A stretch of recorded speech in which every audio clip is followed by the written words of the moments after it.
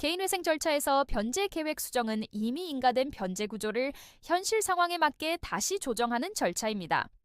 처음 계획을 세울 당시에는 유지 가능했던 소득이나 지출 구조가 이후에 바뀌는 경우가 적지 않습니다.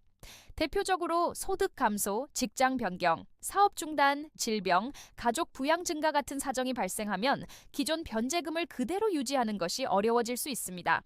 실제 사건을 보면 변제 계획 인가 이후 몇 개월 또는 몇 년 동안은 정상적으로 변제가 이루어지다가 예상하지 못한 사정으로 변제가 어려워지는 경우가 있습니다.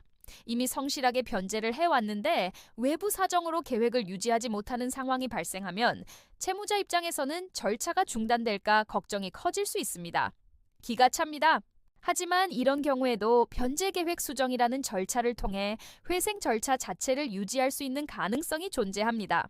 변제 계획 수정을 위해서는 단순히 어렵다는 설명만으로는 부족하고 소득 변화, 지출 증가, 재산 변동 등의 내용을 객관적인 자료로 정리해서 법원에 제출해야 합니다.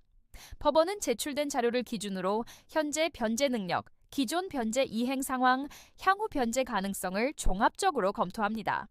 특히 기존 변제를 성실하게 수행해온 기록이 있는 경우에는 절차를 폐지하기보다 변제 구조를 조정하는 방향으로 검토되는 경우가 많습니다.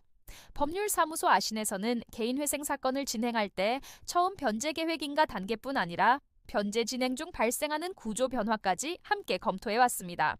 변제 계획은 한 번 정해지면 끝나는 것이 아니라 변제 기간 동안 유지 가능해야 의미가 있기 때문입니다. 그래서 소득 구조 변화나 변제 위험이 발생하는 시점에서 절차적으로 수정이 가능한지, 그리고 회생 절차를 유지할 수 있는지 중심으로 사건을 관리해왔습니다. 개인 회생에서 중요한 것은 처음 계획을 세우는 것만이 아니라 그 계획을 실제로 유지할 수 있는 구조를 만드는 것입니다. 변제 계획 수정은 절차를 중단시키는 것이 아니라 절차를 유지하기 위한 조정 과정입니다.